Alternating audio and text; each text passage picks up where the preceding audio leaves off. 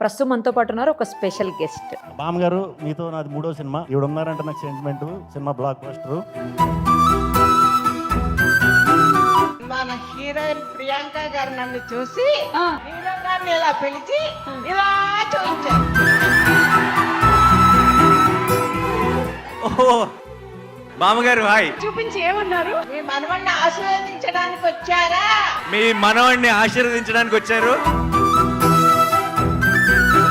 ఆవిడేంటో తెలుసా? Dancer, writer, lawyer, actor. ఆ మాటకి వస్తే ఇంకొక 6 కూడా కలపాలి. ఎందుకంటే ఆమెకు డాక్టరేట్ కూడా ఉంది, గౌరవ డాక్టరేట్. సో ఇంకో 6 కూడా, మొత్తానికి 4 or 5 hours అనమాట. ప్రస్తుతం మన ఎదురుగుండా ఉన్నారు. ఒక్కసారి ఆమెతో మాట్లాడదాం. 75 ఏళ్ల వయసులో యంగ్స్టర్ లాగా ఉన్నారు. అసలు రన్నింగ్ అనమాట, మామూలుగా నడవట్లేదు. ఆమెను ఇంటర్వ్యూ చేయటం ఈరోజు నిజంగా లక్ అనుకోవాలి నాకు. ఎందుకంటే చాలా ఏజ్ ఉన్న వాళ్ళని చేస్తుంటాం, రకరకాల ఫీల్డ్లో ఉన్న వాళ్ళని చేస్తుంటాం. బట్ ఈవిడ మాత్రం ఇన్ని రకాలు ఉన్నటువంటి స్పెషల్ కూచిపూడి డాన్స్ కూడా చేసేస్తారు ఇప్పుడు మన కోసం, తెలుసా? చూద్దాం అది.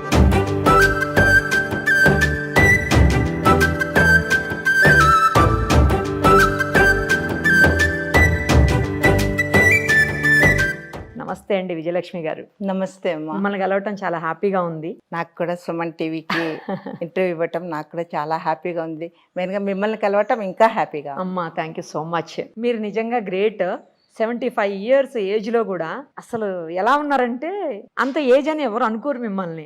బహుశా బాడీకే ఏజ్ ఏమో మీ మనసుకు లేనట్టుంది, అందుకే యంగ్స్టర్ లాగే ఉన్నారు. థ్యాంక్ యూ అమ్మా. ఇన్ని ఆర్లు ఎలా సొంతం అయ్యాయి మీకు, అది చెప్పండి ఫస్ట్. ఎన్ని ఆర్లు సొంతం చేసుకోవడానికి చిన్నప్పుడు మా నాన్నగారు నాలో నాటినటువంటి బీజం అన్నమాట. అంటే ఆయన కోఆపరేటివ్ బ్యాంక్ మేనేజర్గా చేసేవారు. ఆయన పేరు ఎన్ అంజనప్ప. నాన్నగారు ఎక్కడండి? ఏ ఊరు? అనంతపూర్ డిస్ట్రిక్ట్ లో చేశారు. మాది హిందూపూర్, నేటివ్ ఆఫ్ హిందూపూర్ అనమాట. అంటే నాన్నగారి ఊరు. అయితే అనంతపూర్ లో కోఆపరేటివ్ బ్యాంక్ మేనేజర్ గా చేశారు. నేను అనంతపూర్ శారదా గర్ల్స్ హై స్కూల్లో 7th క్లాస్ చదువుతూ ఉన్నప్పుడు నాన్నగారు చనిపోయారు. అమ్మగారి పేరు ఎన్ సరోజమ్మ. తను ఓన్లీ గృహిణి అన్నమాట, అంతే. ఓన్లీ 5th క్లాస్ వరకు చదువుకున్నారు. తను ఓన్లీ గృహిణి. నేను పెద్ద కూతురును. నా తర్వాత 3 తమ్ముళ్ళు, 1 చెల్లి. మేము టోటల్గా 5 members. నాన్నగారు నాకు 10 years ఉన్నప్పుడు చనిపోయారు. ఆయన చిన్నప్పటి నుంచి నా అల్లరి, నా వాగ్దాటి అంతా చూసి, అందులో మా మేనమామ గారు పెద్ద లాయర్ కర్నూలులోన. మీ మామలాగా నువ్వు కూడా లాయర్ అయిపోయి మీ మామతోన వాదించాలి చూడమ్మా అని చెప్పేసానని ఆయన చిన్నప్పటి నుంచే ఆ రకంగా ఇది చేశారు. తర్వాత ఆయనకు డాన్స్ అంటే చాలా ఇష్టం. డాన్స్ నేర్చుకుంటావా లచ్చు అంటే, నా పేరు విజయలక్ష్మి అయితే లచ్చు అని పిలిచేవారు. డాన్స్ నేర్చుకుంటావా లచ్చు, నాకు ఇష్టం కదా. మీకు ఇష్టమైనది ఏదైనా చేస్తాను అప్ప అనేదాన్ని. నాకు 5 years ఉన్నప్పుడే డాన్స్ మాస్టర్ని ఇంటికి పిలిపించి డాన్స్ స్టార్ట్ చేశారు అక్కడ. 5 years కాదు, 9 years ఉన్నప్పుడు. ఆ తర్వాత ఆయన నాకు 11 years వచ్చేటప్పటికి ఆయన చనిపోయారు. మధ్యలో బ్రేక్ పడింది. కానీ ఆయన నాటిన బీజం లాయర్ కావాలనేది, డాన్సర్ కావాలనేది, ఆ బీజం ఆ మనసులో నా వయసు వెంబడి అది కూడా పెరుక్కుంటూ వచ్చింది. కానీ తర్వాత ఆయన చనిపోవటము, మా అమ్మగారు పుట్టినిల్లు ఇక్కడ కర్నూలు డిస్ట్రిక్ట్ ఉలిందకొండ అనే ఊరికి రావడము, నా స్టడీస్ 7th క్లాస్ నుండి SSLC వరకు అక్కడే ఉలిందకొండ పల్లెటూరు ACPP హై స్కూల్లో జరగటం అయింది. తర్వాత మరి అయోమయమైపోయింది జీవితం ఏంటి. సరే నాకేమంటున్నారు వాళ్ళు, మా పెద్దలు అంటే మా అమ్మ తరపు వాళ్ళు, పెళ్లి చేసిద్దాం ఈ పాపకు, మగపిల్లలకు 3 ఏదో పొలం పనికి పంపిద్దాం అలా ఇలా అన్న. రైట్, అదేంటి ఒక మేనేజర్ పిల్లలు వాళ్ళు పొలం పనికి పోవటం ఏంటి, నేను అప్పుడే పెళ్లి చేసుకోవటం ఏంటి, వాళ్ళని ఎదిరించి లేదు, వాళ్ళని నేను చదివించుకుంటాను, వాళ్ళని ఎట్టో ఒకట్లా ఒక స్థాయికి తెచ్చుకుంటాను, నేను పెళ్లి ఇప్పుడు చేసుకోను అని చెప్పేశాను. ఇంకా సరే మీ ఇష్టం అన్నారు. ఇంకా తర్వాత అప్పుడు ఏజ్ ఎంత అమ్మా మీది అలా చెప్పినప్పుడు? అప్పుడు నాకు అంటే SSLC అయిపోయింది. 16 yearsలో SSLC అయిపోయింది. 19 yearsలో చెప్పాను ఆ మాట. ఒక 3 years ఇంకా అలాగే, అంటే బ్రదర్స్ది SSC అయిపోయేటప్పటికి, 2 brothersది, వాళ్ళని పొలానికి పంపిస్తాము అన్నప్పుడు వాళ్ళని చదివిస్తారులే అని అనుకున్నాను నేను. వాళ్ళు ఆ మాట అనేటప్పటికీ మనసు బాధ అయిపోయి, లేదు అప్పటికి నాది SSLC అయిపోయి 3-4 years అయిపోయింది. SSLC అంటే 10th class? 10th class కంటే 10th class తర్వాత వచ్చింది 70లో. దానికంటే ముందు ఉండేది SSLC, స్కూల్ లీవింగ్ సర్టిఫికెట్ అంటారు. అంటే 10th అన్నట్టే, ఈక్వల్ టు 10th. కానీ అప్పట్లోనే SSLC అని ఉండేది. SSLC equal to SSC. తర్వాత ఇంకా సరే అని ఇంకా అప్పుడు చిన్నగా ఏదో ఒక ప్రైవేట్ ఉద్యోగం వెతుక్కొని కర్నూలుకి వచ్చేసి, అంత ఫ్యామిలీ కూడా కర్నూలుకి తీసుకొని వచ్చి, వాళ్ళని తర్వాత ఎలా చేయాలి, ఏం చేయాలి, వీళ్ళకి చదివించే స్తోమత నాకు లేదు అని ఒక ప్రిన్సిపల్ గారు ఉండేవారు మా ఉలిందకొండలో. వారిని పోయి పెద్దప్ప అనేవాళ్ళం, మేము బాబుని చదివించాలనుకుంటున్నాను, నాకైతే స్తోమత లేదు, వాళ్ళని ఏదో పనికి పంపించి అలాగా చేసేది. వాడు అన్ని క్లాస్ ఫస్ట్ అంతా వస్తున్నాడు, రెండవ తమ్ముడు. ఫస్ట్ తమ్ముడిని మిలిటరీకి పంపించేశాను. వాడి 18 ఇయర్స్ వచ్చేటప్పటికి మిలిటరీ. రెండో తమ్ముడిని ఆయన దగ్గరికి వెళ్తే నా దగ్గర పెట్టుకొని నేను మా కాలేజీలో చేర్పిస్తానమ్మా అన్నారు. జాయిన్ చేసుకున్నారు. ఇంటర్మీడియట్ తర్వాత ములికి ఏదో వచ్చింది అప్పట్లోన. వస్తే తనను ఇక్కడ చదివించడానికి వీలు కాకుండా హిందూపూర్లోన మా నేటివ్ ప్లేస్లోన ఆయన ఫ్రెండ్ దగ్గరికి పంపించారు. ఆయన ప్రిన్సిపలే. అట్లాగా బాబుది డిగ్రీ వరకు అక్కడ అయిపోయింది. ఆ తర్వాత నేను ఇంగ్లీష్ మీడియం స్కూల్స్ పెట్టాను. నందికొట్కూరు అనే ఊర్లో నాకు తెలుగు పండిట్గా జాబ్ వచ్చింది. జాబ్ వస్తే అప్పుడు మేము నందికొట్కూరుకు షిఫ్ట్ అయ్యాము. నేను తెలుగు పండిట్ ట్రైనింగ్ కూడా అయ్యాను. అలా షిఫ్ట్ అయ్యేటప్పటికి ఇంక బాబును అక్కడ జాయిన్ చేశాను, రెండో బ్రదర్ను. తర్వాత స్కూల్ రన్ చేసాము, ఇంగ్లీష్ మీడియం స్కూల్, విజయ ఇంగ్లీష్ మీడియం స్కూల్ అని మా పెద్ద బ్రదర్ పేరు మీద. ఇక్కడ నందికొట్కూరులో ఫస్ట్ ఇంగ్లీష్ మీడియం స్కూల్ మాది. ఇప్పటికి కూడా వేల కొద్ది, వందల కొద్ది స్టూడెంట్స్ మంచి పొజిషన్లో ఉన్నారు. అక్కడి నుంచి ఆత్మకూరు అనే ఊర్లోన ఒక దానికి ఈ మెయిన్ స్కూల్కు ఒక బ్రాంచ్ పెట్టినాం. అక్కడి నుంచి వెలుగోడు అనే బ్రాంచ్.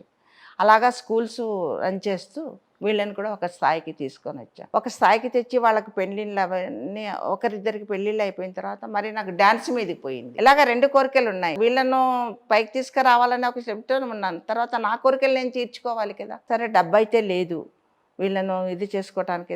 ఇలాగానే నటరాజ రామకృష్ణ మాస్టర్ గారిని గురించి అప్పుడు నేను ఆంధ్రపత్రిక, ఆంధ్రప్రభ దాంట్లోన వారి వ్యాసాలు చదివేదాన్ని. ఎలాగైనా వారి శిష్యురాల్ని కావాలి అని చెప్పేసి అని హైదరాబాద్కి వచ్చాను. వచ్చి వారి దగ్గరికి వెళ్ళాను.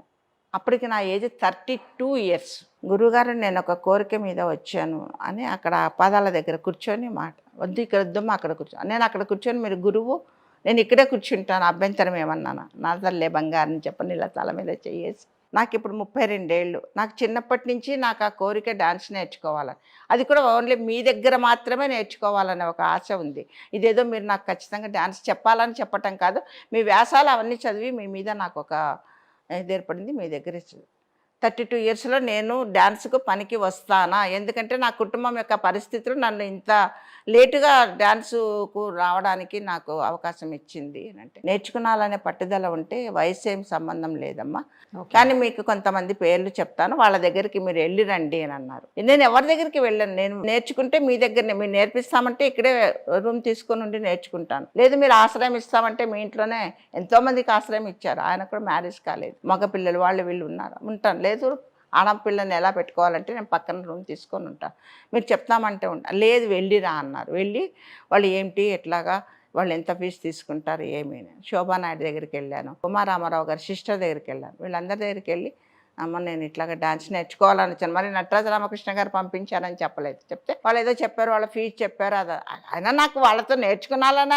ఐడియా లేదు కనుక జస్ట్ వాళ్ళు అది విన్నాను, వచ్చాను, వారికి చెప్పాను. మాస్టర్ గారు ఇలా అన్నారు. వాళ్ళు ఏమన్నానని నాకు అవసరం లేదు, నేను మీ దగ్గరనే నేర్చుకుంటాను.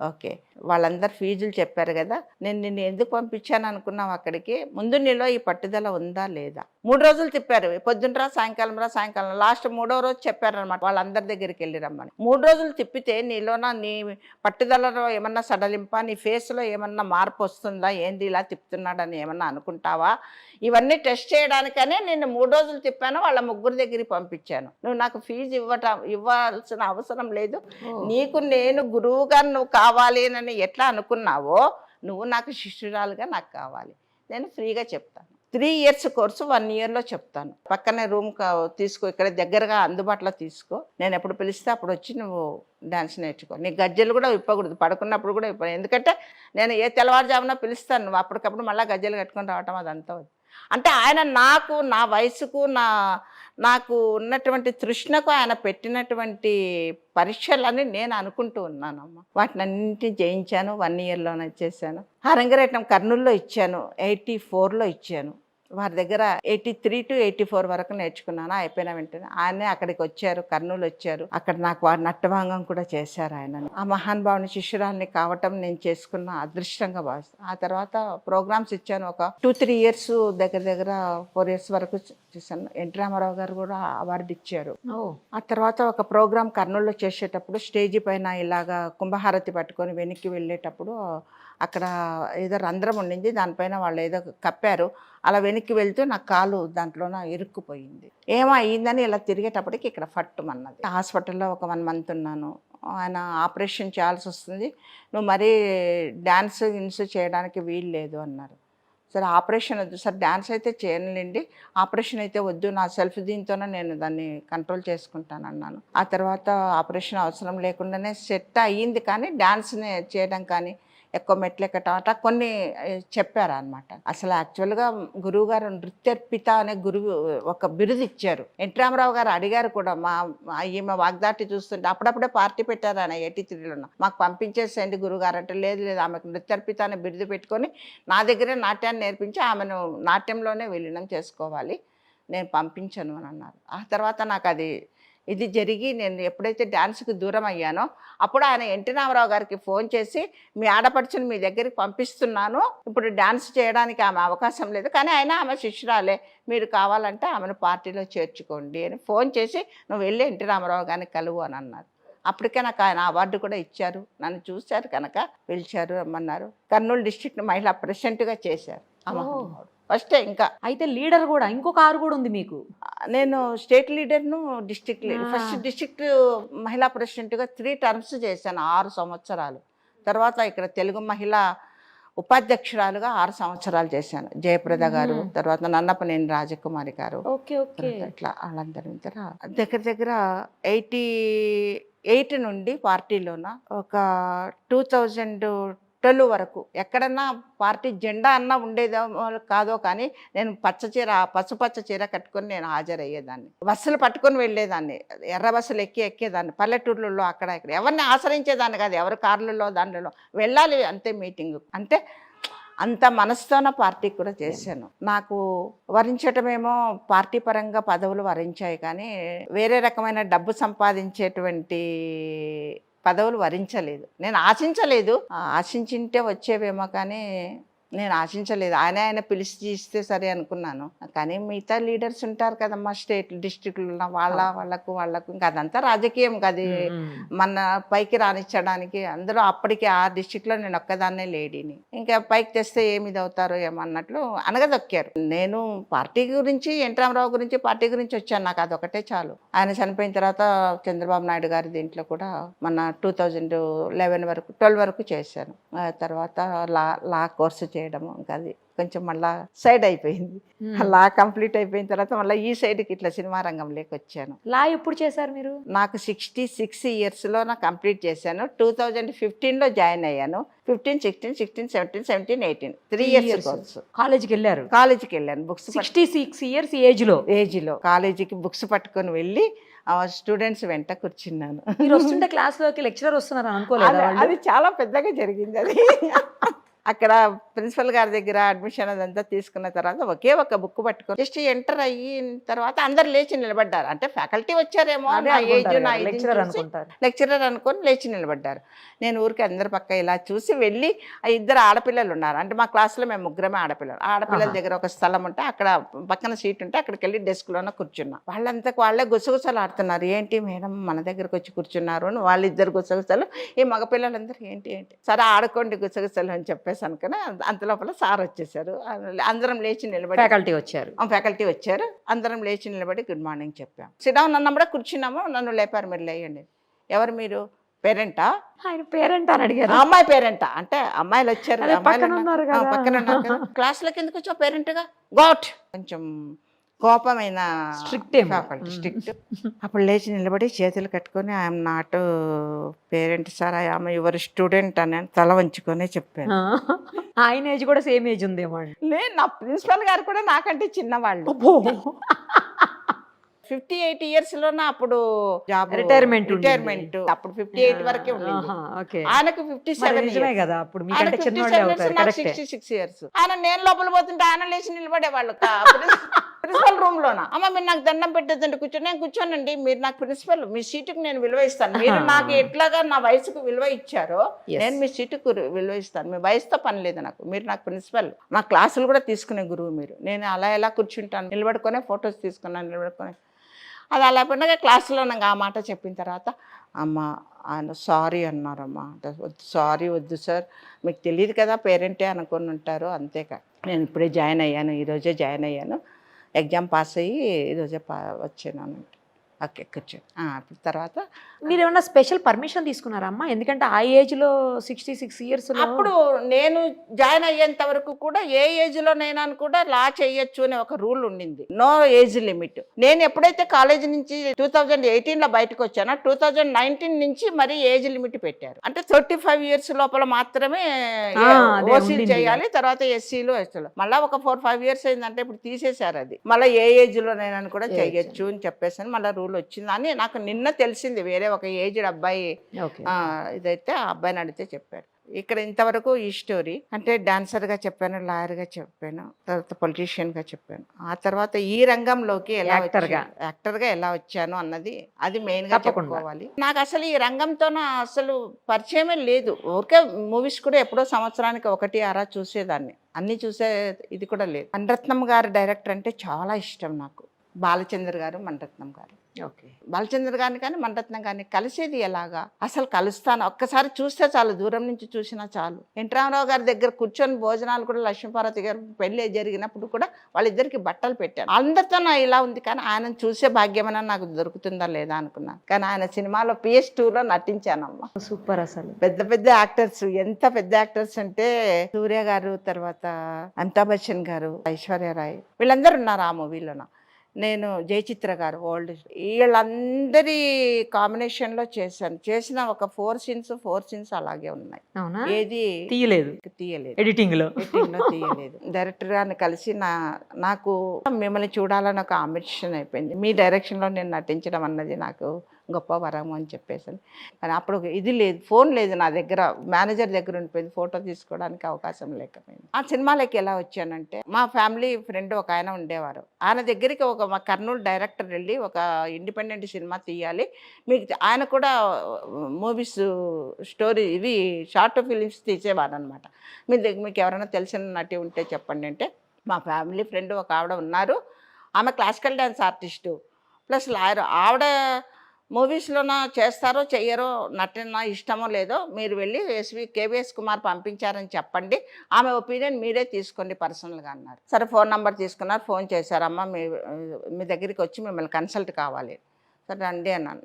దీని గురించి వస్తున్నారని నాకు కూడా తెలియదు. వచ్చి అమ్మ నేను ఇట్లా డైరెక్టర్ను, ఇట్లా ఇండిపెండెంట్ మూవీ తీయాలనుకుంటున్నాను, KVS కుమార్ గారు మిమ్మల్ని అప్రోచ్ కమ్మన్నారు. బాబు నేను మట్టి ముద్దను, అంటే ఈ రంగం గురించి నాకు అసలు ఏం తెలియదు, మట్టి ముద్దను, మీరు ఒక డైరెక్టర్, మీరు నన్ను తీర్చిదిద్దుకొని మీరు ఒక బొమ్మ చేసుకుంటానంటే నేను ఒప్పుకుంటాను. కానీ నాలో తప్పప్పులు జరిగినా, ఒక ఇది జరిగినా కూడా దానికి మన్నించాలి, మీరు తప్పకుండా చేస్తాను, మీరు అవకాశం ఇవ్వాలి కానీ చేస్తాను. అమ్మగా చేశాను, పాత్ర ఇచ్చారు, స్టార్ట్ తల్లి, మహానుభావుడు డైరెక్టర్. అది బాగా హిట్ అయింది ఇండిపెండెంట్ మూవీ, అక్కడనే కర్నూలులోనే రిలీజ్ చేశారు. ఆ తర్వాత ఆయన అక్కడ పెద్ద డైరెక్టర్ కనుక మిగతా కొంతమంది వేరే డైరెక్టర్స్ వాళ్ళు వీళ్ళు కూడా ఒక 7-8 షార్ట్ ఫిలిమ్స్, ఒక 2 ఇండిపెండెంట్ మూవీస్ అలాగా కర్నూలులోనే ఉండి చేశారు. ఆ తర్వాత అది ఎలా పాకిందో నాకు తెలియదు. కర్నూలులోనే కాస్టింగ్ డైరెక్టర్స్కు తెలిసింది, అంటే నేను అనే యాక్టర్ని ఒక ఆమె కర్నూలులో ఉన్నాను, వాళ్ళ నంబర్తో నాకు కాల్ చేసి అమ్మ మేము కొన్ని మూవీస్లో అవకాశం ఇవ్వాలనుకుంటున్నాము, వస్తారా చేస్తారా అని అనేసి. ఒకటి బయోపిక్ చేసాం, గీతారెడ్డి గారి మదర్, ఆమెకు మదర్గా వేశాను. అది ఫస్ట్ ఇక్కడికి వచ్చి నేను ఎంటర్ కావటం.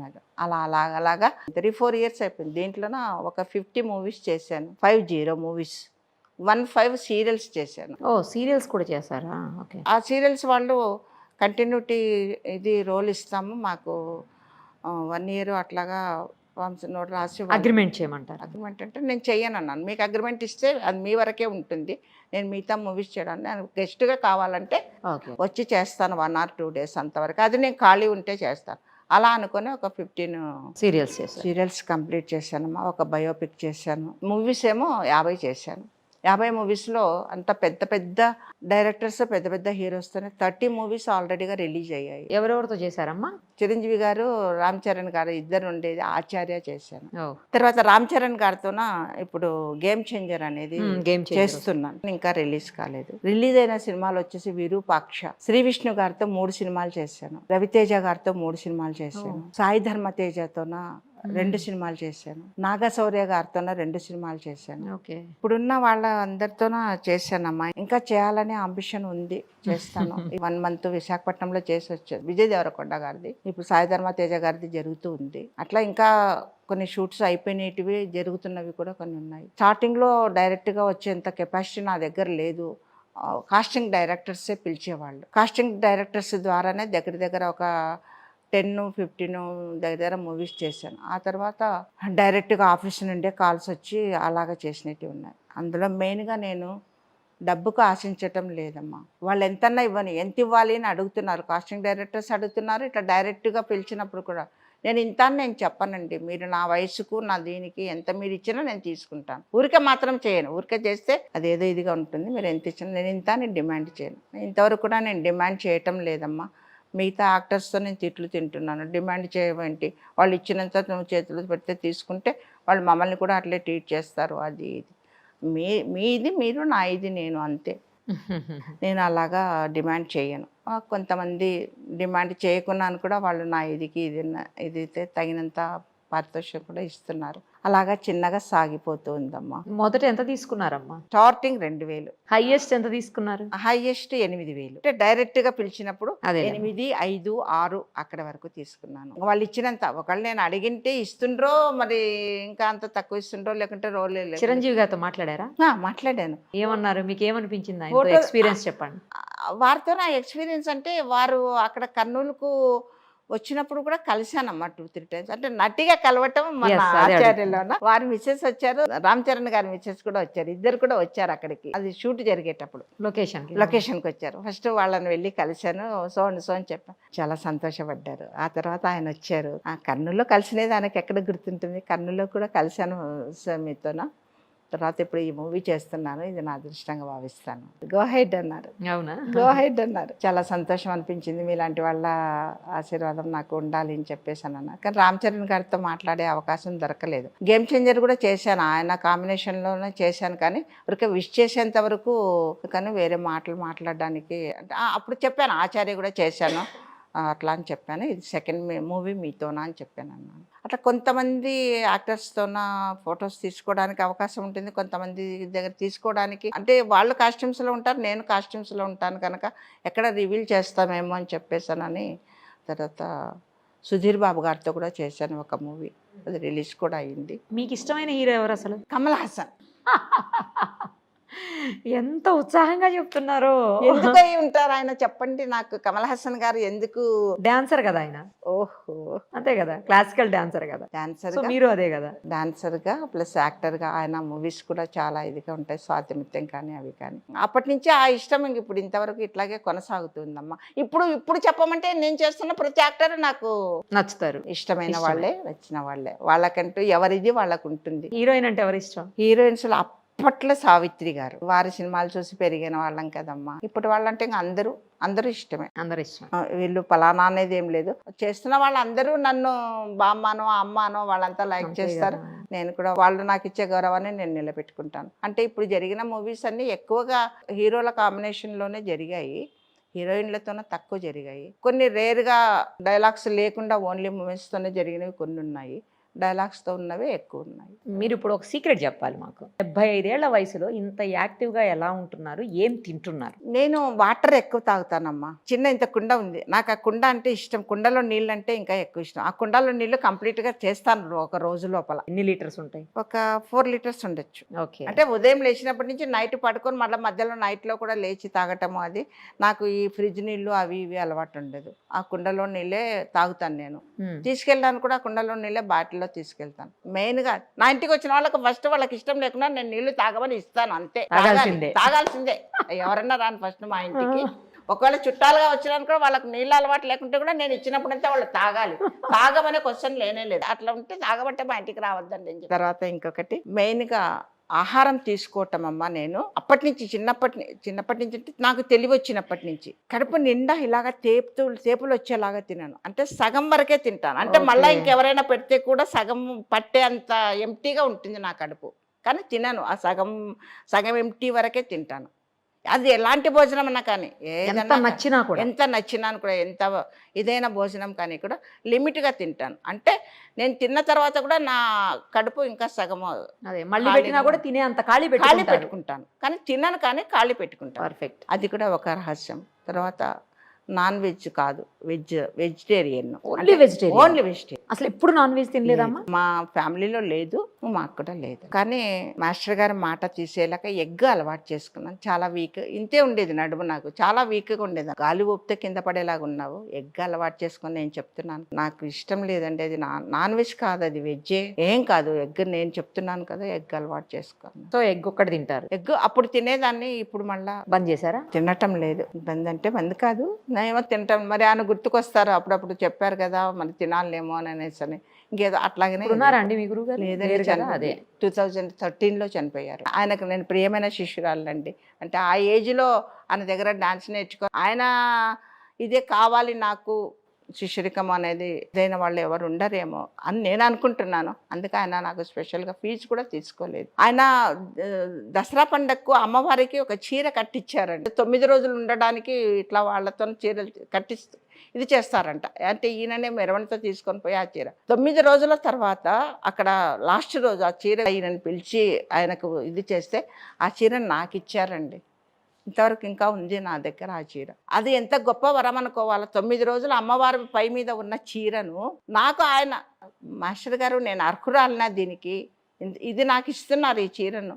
ఇంకొక మాట చెప్పచ్చునో చెప్పకూడదు అమ్మ, అంటే నటరాజ గారు వచ్చేసి మాకు డాన్సుకు దైవం కదా, ఒక దైవం కనుక వారిని, నేను యాక్చువల్గా నాస్తికురాలిని. దేవుణ్ణి నమ్మరు? దేవుణ్ణి నమ్మను, దేవుణ్ణి పూజ చెయ్యను. ఇప్పటికి పూజ చేయరా దేవుడికి? గుడికి వెళ్ళరు? గుడికి వెళ్తాను, గుళ్ళకంటే వెళ్తానంటే ఏదన్నా చూడడానికి వెళ్తారు? చూడటానికి వెళ్తాను. అక్కడ వెళ్ళి నమస్కారాలు ఇవి అవి. మరి మా ఇంట్లో ప్రతి వాళ్లకు ఉంది ఆ ఇది, నాకు ఒక్కదానికి, మా సిస్టర్ అయితే ఇంకా ఎక్కువ ఇది చేస్తుంది. అందరికీ ఉంది కానీ నేను ఒక్కదాన్ని, అది కూడా నాకు కూడా నా ఏజ్ ఒక 25 వరకు కూడా నేను చాలా పెద్ద భక్తురాలనండి. 3 గంటలకు లేచి, నాకు ఇప్పటికీ కూడా ఇది మన భగవద్గీతలో ఒక్కొక్క అధ్యాయంలో ఒక్కొక్క ఇది వస్తున్న తర్వాత మన వెంకటేశ్వర సుప్రభాతం ఇవన్నీ 3 గంటలకు లేచి స్నానం చేసి అవన్నీ అప్ టు 6 వరకు కంప్లీట్, అంత భక్తి ఉండేది నాకు. మరి ఎందుకు నాస్తికురాలుగా మారిపోయారు? ఎందుకు మారిపోయాను అంటే ఒక సంఘటన జరిగిందమ్మా. ఆ సంఘటన జరగటము ఎలాగంటే, మా సెకండ్ బ్రదర్ చాలా బ్రిలియంట్, తనని అక్కడ హిందూపూర్లో వదిలాము. వాడు ఇంటర్మీడియట్ చదువుతూ ఇంటర్మీడియట్ ఫస్ట్ ఇయర్ ఫెయిల్ అయ్యాడు ఒక సబ్జెక్టు. అంత బ్రిలియంట్ స్టూడెంట్ వాడు ఫెయిల్ కావటం ఏంటి? అన్ని మార్క్స్ అన్ని 80, 85, 90 దగ్గరికి వచ్చేది. దీంట్లో వచ్చేసేది. నువ్వు దేవుడు అనేవాడు, నువ్వు నిజంగా ఉన్నావా? ఉన్నింటే నా బ్రదర్ని నేను ఇంత విరాళాలు ఎత్తి నేను చదివించుకుంటున్న పిల్లవాడికి వాడికి ఇట్లా చేశావు. నేను ఇప్పటి నుంచి నిన్ను పూజించను, నీ పేరు తెలుసను, నేను నా భక్తినంతా వదిలేసుకుంటున్నాను, నాకు వద్దు. ఇంకా కేవలం ఆ ఒక్క సంఘటన మిమ్మల్ని నాస్తికురాలుగా నాకొద్దు. నేను ఇంకెప్పుడు నేను ఏ కోరిక కోరను, నిన్ను ఎప్పుడు చేతులెత్తి నేను దండం పెట్టాను. ఇంకా అప్పటి నుంచి ఇప్పటికి పెట్టలేదు? ఇంతవరకు లేదు. అమ్మ ఉన్నప్పుడు అమ్మ కోరిక తీర్చడానికి ఆమె చూడాల్సినటువంటి మొత్తం పుణ్యక్షేత్రాలలో ఆమెను తిప్పానండి. ఆమె 2012లో చనిపోయారు. ఆమె ఉన్నంత వరకు కూడా ఆమె ఏం కోరారో ఆమె కోరికను ప్రతి దీనికి తీసుకెళ్ళాను. నేను మహిళా వైస్ ప్రెసిడెంట్గా ఉన్నప్పుడు ఆమె రామకోటి రాశారు.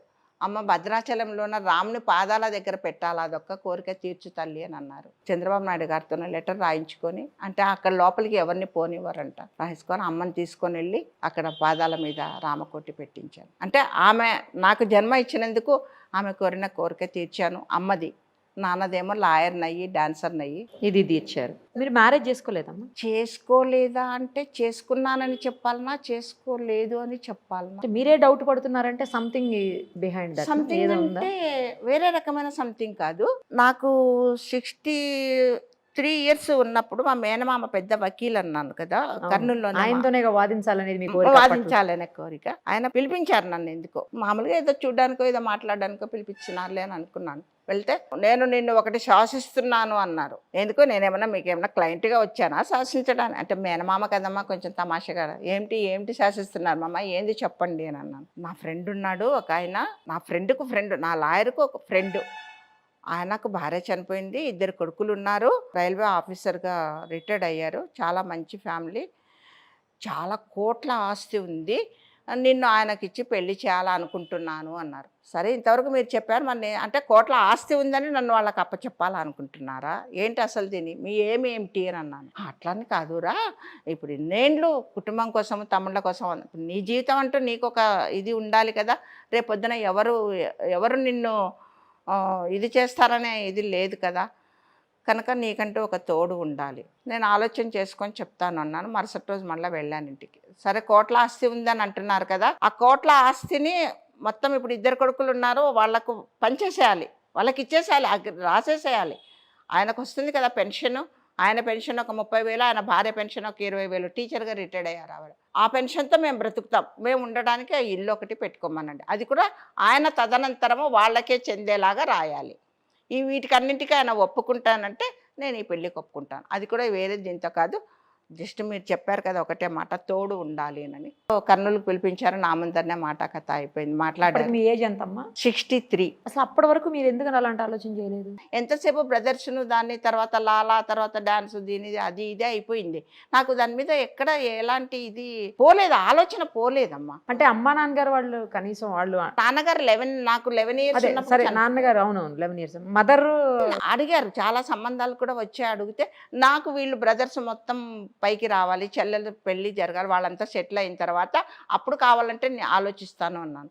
ఆ తర్వాత కూడా అడిగింది ఆమె, పెళ్ళమ్మా ఎవరన్నా బంధువులకు చెప్దాం అది ఇది అంటే, నేను పెళ్లి చేసుకోను, అవసరం లేదు. మీరు చేసుకోను అన్నారు. చేసుకోను, ఇంకా ఆమెతో చెప్పేసేసాను. ఎప్పుడు దగ్గర నాకు 40-45 డాన్స్ అయిపోయిన తర్వాత ఖచ్చితం చేశారు చేసుకోమని. నేను చేసుకోనమ్మా, నేను ఇంకా డాన్స్కి అంకితం అయిపోయాను, నేను దాంట్లోనే ఉండిపోతాను, వద్దు అయినా నన్ను భరించేవాడు ఎవరు వస్తారు ఇంత గయ్యాళిని, నేను చేసుకోను అని ఆమెను కొంచెం మప్పపిచ్చాను అనమాట. సరే నేను ఇష్టమని చెప్పేసాను. ఆ తర్వాత అమ్మ చనిపోయిన తర్వాత మామయ్య పిలిపించి ఈ సంఘటన అప్పుడు ఈ సంఘటన సరే అన్నాను. సరే అని ఒప్పుకున్నారు, రాసిస్తానని చెప్పారు. అక్కడ అంత పెద్ద లాయర్గా ఆయన చేసిన తప్పు, నేను చేసిన తప్పు ఏమంటే, ఆ రాసిచ్చినది కాపీ మాకు పంపించమని చెప్పాల్సింది. మేము ఆయన మీద నమ్మకంతో కాపీని అడగలేదు, తీసుకోలేదు. రాసిచ్చాను అన్నాడు. మ్యారేజ్ ఇక్కడనే హైదరాబాద్లోనే జరిగింది, ధామ్ధూమ్గా జరిగింది, మామూలుగా హిందూ మ్యారేజ్. తర్వాత ఇంటికి వెళ్ళాను, పెళ్లి కూతురుగా ఇంటికి వెళ్తే ఇంట్లో కోడలు ఉంది, కొడుకున్నారు, అందరు ఉన్నారు కదా, వాళ్ళు అంటే వాళ్ళందరిని ఒప్పించే కదా చేసుకున్నాడు. మరి కనీసం ఇద్దరం వస్తున్నామనంటే కనీసం ఆర్చ లేకుంటే మన ఇంట్లోకన్నా పిలిచాలి కదా. జస్ట్ అక్కడనే నాకు ఏదో ఒక రకమైన ఇది ఏర్పడింది. ఎందుకో లాంగ్ స్టెప్ వేసానా, చిచి ఊరికే అలా అనుకుంటున్నానులే అని అనుకున్నా. లోపల పోయినాను. ఆ రోజు ఈవినింగ్ ఎప్పుడో అయింది. మరుసటి రోజు పొద్దుటి నుంచి సమరం మొదలైంది, కొట్టడము, తిట్టడము. ఎవరు ఆయన లేకపోతే ఆయన ఊరికే కామ్గా ఇలా కూర్చున్నాడు, కొడుకులు కోడళ్ళు వాళ్ళు కొడుతున్నారు, సూట్ కేసు తీసి ఇట్లా బయటికి పారేస్తున్నాడు, వెళ్ళిపో, ఎట్లా పెళ్లి చేసుకుని వచ్చిన మమ్మల్ని మా అందరిని అడగదు. నాకు మైండ్ స్ట్రక్ అయిపోయింది, అసలు ఏం మాట్లాడాలన్నా. వాళ్ళ పెళ్లి దగ్గరికి వీళ్ళు ఎవరు రాలేదా? ఎవరు రాలేదు. మరి అప్పుడు మీకు డౌట్ రావాలే కదా. నేను అడిగాను, ఏం వాళ్ళు రాలేదు అంటే, వాళ్ళకి కావాల్సింది ఆస్తి, నన్ను గురించి కాదు, వాళ్ళకి రాసిచ్చేసాను, వాళ్ళతో ఏం అవసరం ఉంది నీకు నేను, నాకు నువ్వు అన్నాడు. నేను మామతో కూడా చెప్పాను, మామ ఇట్లా అంటున్నాడు అని అంటే, సరేలేమో ఆయనకు వాళ్ళకి రానప్పుడు ఆయన నేను ఏం చేస్తారు నువ్వు అంటారు, నీకు ఆయన ముఖ్యమో ఆయన నీకు ముఖ్యం, ఆ మాట కూడా కట్టుబడినారు. కానీ ఆయననే ఎప్పుడైతే తల వంచుకొని వాళ్ళు కొడుతుంటే కూడా నా భార్యను ఎందుకు కొడతారు అని ఎప్పుడైతే నువ్వు అడగలేదో నాకు అవసరం లేదు. సూట్ కేసు పారేసినారు, బయటకు వచ్చేసేసి ఇంకా అంతే తీసుకొని వచ్చేసినాను. సూట్ కేసు తీసుకున్నాను, వచ్చేసినాను. తర్వాత ఆయనను పిలిపించారు మా అమ్మగారు. ఏంటి ఇలా జరగటం ఏంటి ఎన్నిసార్లు పిలిపించినా రాలేదు. వద్దుమమ్మ, పిలిపించినా వచ్చినాను కూడా నువ్వు చెప్తే గంగిరెద్దులాగా తల ఊపుతాడు. నువ్వు ఇంతకుముందు పిలిపించినా చెప్పిన వాటికి అన్నింటికి గంగిరెద్దులాగా ఊపాడు. తర్వాత ఇంట్లో జరిగింది ఏంటి, ఇప్పుడు నేను కొట్టినా తిట్టినా నేను పడతాను అనుకో, రేపొద్దున కాళ్ళు చేతులు ఎర్రగొట్టినారనుకో, నా బ్రతికేం కావాలి? ఇప్పుడు అతను అసలు ఇదైనా లేని వ్యక్తి, నీకు నేనున్నాను అనే మాట అతను అనటం లేదు. అలాంటప్పుడు నాకేం అవసరం ఉంది, నా బ్రతుకు నేను బ్రతకగలను. అంతగా బ్రతకలేని పరిస్థితి. అంటే నెక్స్ట్ డేనే మ్యారేజ్ అయింది, నెక్స్ట్ డేనే బయటకు వచ్చేసాను. మళ్ళీ వచ్చి మా అమ్మ పిలంపిస్తే అది ఇది అని చెప్పి మళ్ళీ నన్ను ఒప్పించి మళ్ళీ పిలుచుకొచ్చుకున్నాడు ఇంటికి. పిలుచుకొచ్చుకున్నాడు ఒక 15 days ఉన్నా. 15 daysలో కూడా నరకాన్ని చూశాను. ఎందుకు ఇంతకీ మిమ్మల్ని కొట్టిందంటే ఆస్తి రాయలేదు వాళ్ళకన్నా దాంతో కొట్టారు. తర్వాత ఆ 15 days ఉన్నప్పుడు అడిగాను, అసలు ఏంటి, ఎందుకోసం ఏంటి అని అంటే, నువ్వు ఉండు, నువ్వు పెళ్లి చేసుకున్నావు, నువ్వు భార్యవు, ఉండు, నువ్వు ఆయనతోనే కాపురం చేసుకో, ఇంట్లోనే ఉంటావో వేరే ఇంట్లో పోతారో ఏం కథనో, మాకు ఆస్తి రాసేయమని నీ కళ్ళ ముందు. రేపొద్దున నువ్వు మోసం చేయవనేమి, నువ్వు వాడికి మందు పెట్టి చంపి ఆస్తి అంతా నువ్వు తీసుకుపోవనేమి. మరి ఆయన రాసి ఇచ్చేయచ్చు కదా, ఆయన కూడా ఇస్తాననే కదా ముందర మీకు చెప్పింది అని అంటే, అప్పుడు ఆయనను అడిగాను, రాసిచ్చినాను అని చెప్పనని వకీల్ మా మామ ముందు నా ముందు చెప్పారు కదా, మరి ఇప్పుడు రాసివ్వలేదని వాళ్ళు అంటున్నారు కదా, మరి ఇప్పుడు నేను పడాలా ఈ బాధలన్నీ అంటే, నేను రాసియను, రాసిచ్చినాను అనుకో, రేపొద్దున మనల్ని ఇద్దరిని బయటికి దొబ్బితే మనకు రేపొద్దున పెద్ద పెద్ద రోగాలు ఏమన్నా వచ్చి లక్షలు కోట్లు ఖర్చు అయితే ఎవరు పెట్టాలా, ఎవరు చేయాలా? ఆ మాట ఎప్పుడైతే రెండో రోజు మూడో రోజు అన్నాడో అప్పటి నుంచి ఇంకా హరాస్మెంట్. రాపిస్తావా దగ్గర ఉండి, లేకపోతే ఇంట్లో నుంచి వెళ్ళిపోతావా? వాళ్ళది కొడుకులతో రాసేయమంటే రాసేయని అంటున్నాడు.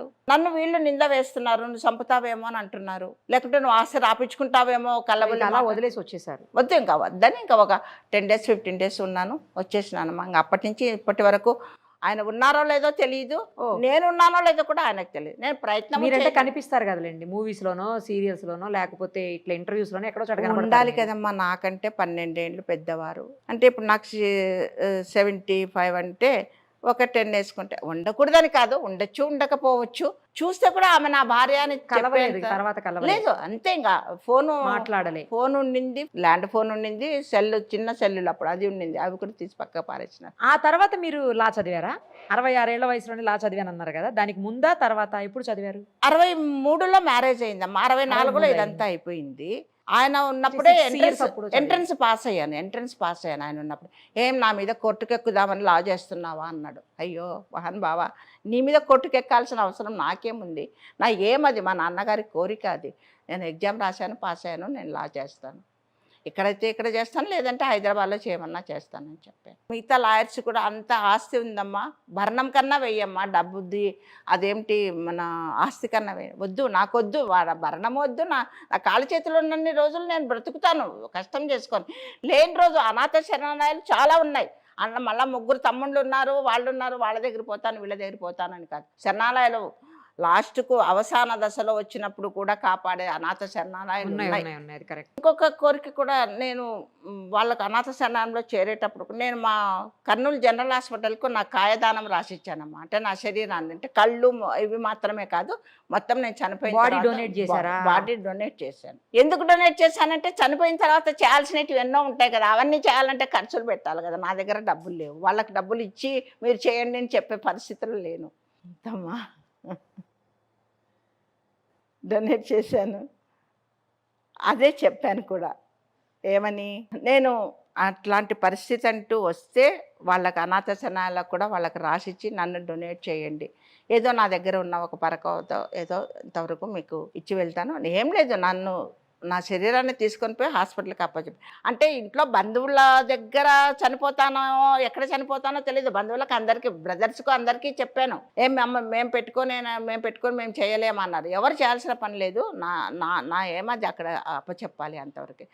లేదు నేను అనాథ శరణాలయాల్లో చేరే పరిస్థితి వచ్చింది అనుకో, వాళ్ళకు కూడా రాసిస్తానమ్మ నన్ను ఇట్లా. అంటే నేను చనిపోయిన తర్వాత వాళ్ళు ఏం చేస్తారో నా కోరికనైతే నేను కోరుతాను. మీకు ఇప్పుడు ఏం కాదమ్మా, మీరు 100 సెంచరీ కొడతారు. మీరు వద్దమ్మా, ఎందుకు తల్లి అంత వయసు. మీరు మంచిగా ఉన్నారు, అన్ని రకాలుగా అందరికి హెల్ప్ చేయాలన్న ఉద్దేశంతో జీవితాన్ని త్యాగం చేశారు. చాలా కుటుంబాలమ్మా, మా బ్రదర్సే కాదు చాలా కుటుంబాలను కూడా దగ్గరికి. మరి ఇంకా అలాంటప్పుడు అందరికి మంచి కోరుకునే వాళ్ళు మీకు ఏమవుతుందమ్మా? 100 years మీరు సెంచరీ కొట్టేయాలి. మళ్ళీ మీకు 100 years అప్పుడు మళ్ళీ నేనే వచ్చి ఇంటర్వ్యూ చేయాలి. తప్పకుండా తల్లి. బాలవాక్కు బ్రహ్మవాక్కు అంటారు. బాలవాక్కని ఎందుకంటే అంటే నాకంటే చిన్నవారు మీరు కనుక బాలవాక్కు అంటే నాకంటే వాళ్ళు చెప్పేది 100 కొట్టేయండి, మీరు సెంచరీ కొట్టేయండి కూడా ఆరోగ్యంగా ఉండి సెంచరీ కొట్టమని చెప్పు తల్లి. ఆరోగ్యంగానే ఉన్నారుగా మీరు ఇప్పుడు, అలాగే ఉంటారు. ఇంకేంటి 100 years వరకు ఆరోగ్యంగా అలాగే ఉంటారు, ఏం కాదు. నాకైతే అంత ఆశ లేదు. కానీ అంటే మీలాంటి మంచి వాళ్ళు, సమాజానికి మంచి చేయాలనుకునే వాళ్ళు, ఎవరికి హామ్ చేయకూడదు అనుకునే మీలాంటి వాళ్ళకి ఏం కాదమ్మా, మంచిగా ఉంటారు, ఉండాలి కూడా. అది నా ఇంకొక జీవితాశయం ఇంకొకటి ఉందమ్మా. ఏముంది ఇంకా జీవితాశయం? ఇప్పుడు అంటే 80 బిలో జరుగుతుంది. ఒకవేళ 80 లోపల పోయినాననుకో, 80 years 10 yearsకి ఒకటి 10 yearsకి ఒకటి 10 yearsకి ఒకటి లాగా నా బాల్యం, నా పుట్టుక నుంచి నా 80 years ఇప్పుడు ఉండేంత వరకు కూడా 10 పుస్తకాలు. అంటే రైటర్ కూడా కదా, మనం ఆ కోణాన్ని టచ్ చేయలేదు, మర్చిపోయాను. ఎన్ని బుక్స్ రాశారు? ఒక 3-4 బుక్స్ రాశానమ్మా. తర్వాత కవితల బుక్స్ కూడా వచ్చాయి. కవితలు తర్వాత రేడియో ప్రోగ్రామ్స్ చాలా ఇచ్చాను. రేడియో ప్రోగ్రామ్స్ 3 నెలలకు ఒకసారి కథ చదవటం, ఒకసారి కవితలు చదవటం. అది విజయవాడ, విశాఖపట్నం, హైదరాబాద్. అప్పుడు మా కర్నూలులో లేదనమాట. తర్వాత కర్నూలుకు FM వచ్చింది. ఆ తర్వాత కర్నూలు FMలోనే చాలా ప్రోగ్రామ్స్ ఇప్పటికి కూడా వస్తున్నాయి. కానీ అవకాశాలు, నేను ఇక్కడ ఇరుక్కుపోయాను.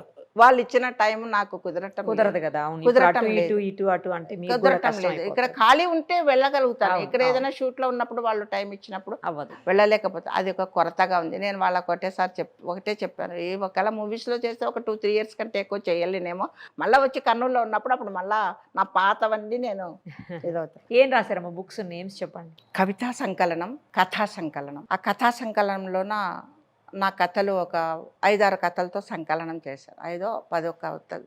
తర్వాత కవితలు 100 కవితలతోన 100 కవితా సంకలనం అని చేశాను. తర్వాత చిన్న చిన్న స్టోరీస్, కథలు అవన్నీ ప్రభలలో, పత్రికల్లో అప్పట్లోన అన్నీ చాలా ప్రింట్ అయ్యాయి. కానీ అవన్నీ కనీసం ఒక్కటి కూడా గుర్తుకు పెట్టుకోవడానికి కూడా లేకుండా మాకు వరదలు వచ్చాయి కర్నూలులోన. ఆ వరదలలోన మొత్తం అన్ని చాలా నష్టం అయిపోయింది. అయినా ఇప్పటికి కూడా నేను దాన్ని వదలటం లేదు. అర్ధరాత్రి నాకు గుర్తుకొస్తే కూడా లేచి కూర్చొని కవితను కంప్లీట్ చేస్తాను, రాసేస్తాను. ఇంక ఇప్పుడు ఇవి వచ్చినాయి కనుక, ఫోన్స్ వచ్చాయి కనుక ఫోన్లలోన అప్పుడప్పుడు స్టేటస్గా పెడుతూ ఉంటాను. ఈ కవి సమ్మేళనాలకు వెళ్తాను, హైదరాబాద్లో ఏదన్నా జరిగితే అక్కడ కవిత చదువుతాను. ఇది అట్లాగా సాగిపోతుందమ్మా జీవితము. ఆ తర్వాత ఇప్పుడు సుమన్ టీవీ వాళ్ళు ఇంటర్వ్యూ తీసుకునే స్థాయికి నేను వచ్చాను అని అంటే అలా ఏం లేదమ్మా, మీరు గొప్పవాళ్ళు. ఎందుకంటే 75 ఏళ్ల మీ జీవితంలో చాలా వరకు మీరు స్వార్థం కంటే కూడా మీ కుటుంబానికో లేకపోతే తెలిసిన వాళ్ళ కోసము, కావలసిన వాళ్ళ కోసము, అయిన వాళ్ళ కోసము కష్టపడ్డారు. సో మీరు ఒక లెజెండరీ అని గుర్తించి మీలాంటి వాళ్ళు ఇంటర్వ్యూ చేయటం అన్నది కూడా అదొక అదృష్టంగానే నేను భావిస్తున్నానమ్మా. అమ్మా. ఈ జీవితం ఇంతవరకు ఇలాగా కొనసాగితే చాలు. అంటే వేరే వాళ్ళ దగ్గరికి పోయి వాళ్ళ ఆశ్రయం కోరేంత లేకుండా నా తిండి నా బట్ట నేను కోరుకొని ఇంకా అవకాశం ఉంటే ఒక 4 కుటుంబాలకు హెల్ప్ చేసేంత అవకాశం. నాకైతే బ్యాంక్ బ్యాలెన్స్ లేదు. ఒక 5,000 కంటే ఎక్కువ ఎప్పుడు ఉండదు నా దగ్గర బ్యాంక్ బ్యాలెన్స్. అందుకే టెన్షన్ లేకుండా హ్యాపీగా ఉన్నారు మీరు, తెలుసా? నిజమంటారా? అంతే. లేదా ఇంత సంపాదించాలి, అంత సంపాదించాలి, ఇది చేయాలి, అది చేయాలి, వాళ్ళకి పెట్టాలి, వీళ్ళకి సంపాదించాలి, వీళ్ళ కోసం వాళ్ళ కోసం అనుకుంటూ, లేకపోతే ఇంకేదో ఆలోచిస్తూ ఉంటే రకరకాల ప్రాబ్లమ్స్ వస్తాయి. మీకు అవి ఏం లేవు కాబట్టి లేదు. బ్యాంక్ బ్యాలెన్స్ అంత ఉండాలి, ఇంత ఉండాలి, ఏది లేదు, ఏ ఆలోచన లేదు మీలో. అప్పటికప్పుడు ఏం చేయాలి అనేది తప్పించి మీకు వేరే ఆలోచన లేదు కాబట్టి హ్యాపీగా ఉన్నారు. 75 ఏళ్ల జీవితంలో కూడా చెంగు మన పరుగులు తీస్తున్నారు. థ్యాంక్ యూ సో మచ్ అండి, మీలాంటి వాళ్ళని ఇంటర్వ్యూ చేసి దానికి అవకాశం ఇచ్చినందుకు thank you so much. Suman టీవీలో మీ పర్సనల్ అండ్ బిజినెస్ ప్రమోషన్స్ కోసం కింది నెంబర్కి కాంటాక్ట్ చేయండి.